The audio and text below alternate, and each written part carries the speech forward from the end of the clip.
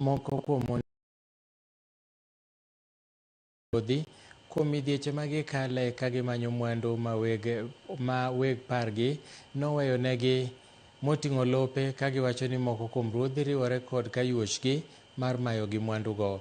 Mond lietegi kotelnegi kod Nancy Adongo, ma en jakom mar riwruok mar mond liete mong'ere kaka Smart Widows, owacho ni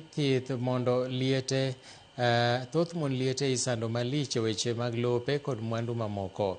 Wach makama osir kod jokanyo e riwruok mar oganda mawacho ni piny owacho nyaka koro wuog oko mar rito ratich mond liete e pacho ka.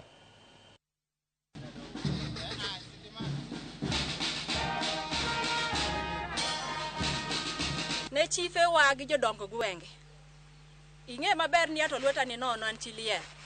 Takelo ni wach adier wach samori maya lopa. To idhi wacho ni ng'ama miya miwa uru thuolo nikech mikwongo kangaru kot minyiso wa ni wadog wadhi wabed piny kaka nyuola ni. Inyowa wa joma mine. Miwa uru thuolo kaka joma mine makabiro iri kaka miyo machiliel.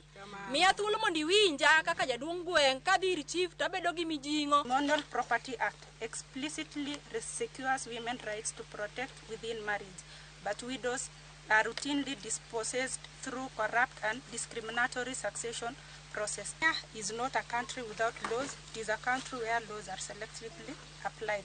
We remind the state of its legal obligation to protect women as per Article 2 of UNRO, which talks about general obligation of the state, and Article 43, Clause 3 of Constitution of Kenya 2010. The Protection Against Domestic Violence Act 2016. Report documents critical system failures. The failure of police and chiefs to act is a first-line breakdown. Perpetrators with money or influence are shielded. Victims are discouraged from reporting and cases are buried.